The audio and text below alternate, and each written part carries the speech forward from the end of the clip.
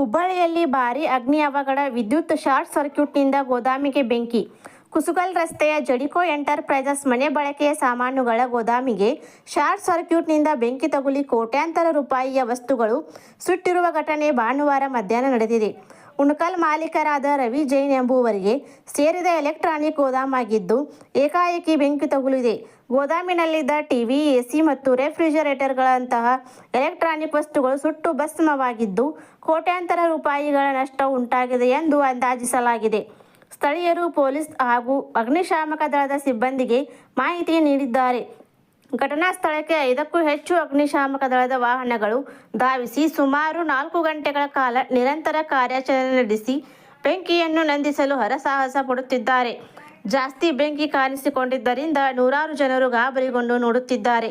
ಕೋಟ್ಯಾಂತರ ರೂಪಾಯಿ ಎಲೆಕ್ಟ್ರಾನಿಕ್ ವಸ್ತುಗಳಿವೆ, ಆದರೆ ಎಷ್ಟು ನಷ್ಟವಾಗಿದೆ ಎಂಬುದು ತಿಳಿದು ಬಂದಿಲ್ಲ ಎಂದು ಅಗ್ನಿಶಾಮಕ ದಳದ ಸಿಬ್ಬಂದಿ ತಿಳಿಸಿದ್ದಾರೆ.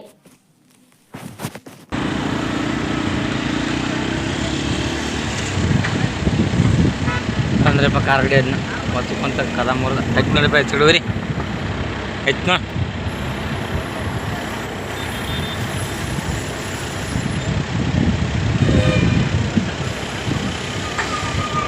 ಇಲ್ಲಿ ಹೊರಗೆ ಬಂತು ಈ ಕಡೆ ಅಲ್ಲಿ ಮ್ಯಾಲೆ ತೊಗೊಂತ ನೋಡಪ್ಪ ಅಲ್ಲಿಗೋ.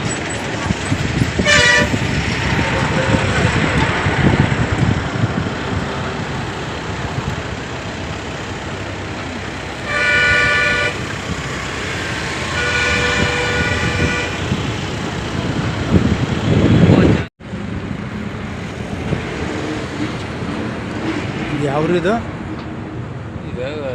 ಕುಸುಗಲ್ ಬ್ಯಾಟಿ.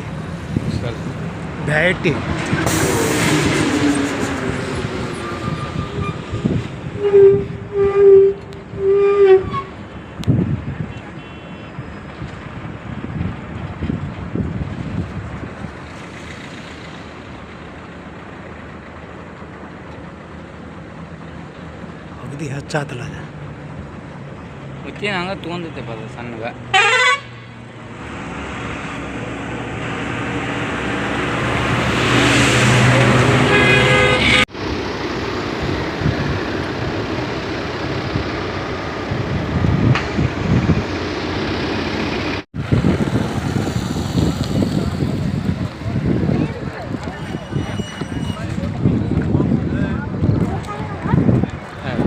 ಹಾಳಾಗೈತೆ ಇಲ್ಲಿ ಮುಂದೆ ಬರಾಕೈತೆ ಅದು. ನಿಮಿಷ ಹಾಳಾಗೈತೆ ನೋಡಿ. ಕಾರ್ ಗಾಡಿ, ಟಾಟಾ ಎಸಿ